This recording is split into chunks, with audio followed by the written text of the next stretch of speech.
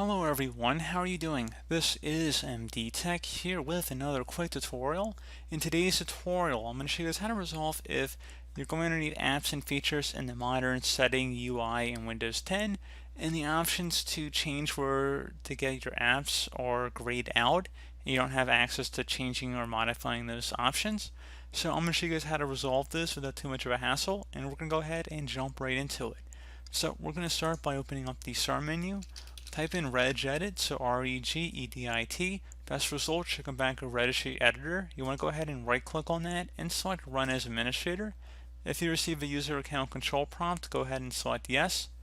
And now before you proceed in the registry, I would suggest you create a backup of it, so anything were to go wrong or you just want to undo what we're doing in this tutorial, you're more than welcome to. So in order to actually create the backup, first you want to select the File tab and then Export.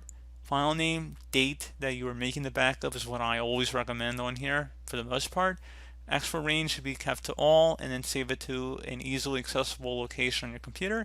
And if you ever need to import it back in, simple as just selecting File and then Import and navigate to that location on your computer or external device, wherever you choose to save it. So again, very straightforward.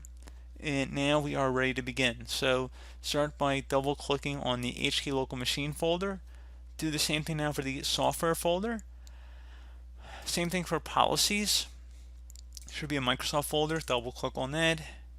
And now there should be a Windows Defender folder. Go ahead and double click on that. And finally, there should be a Smart Screen folder. Just left click on that one time.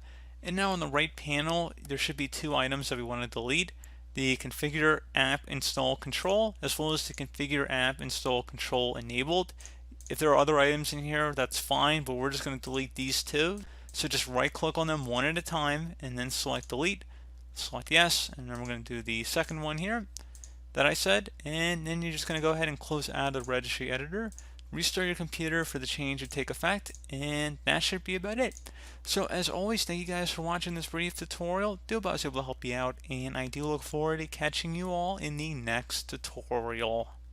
Goodbye.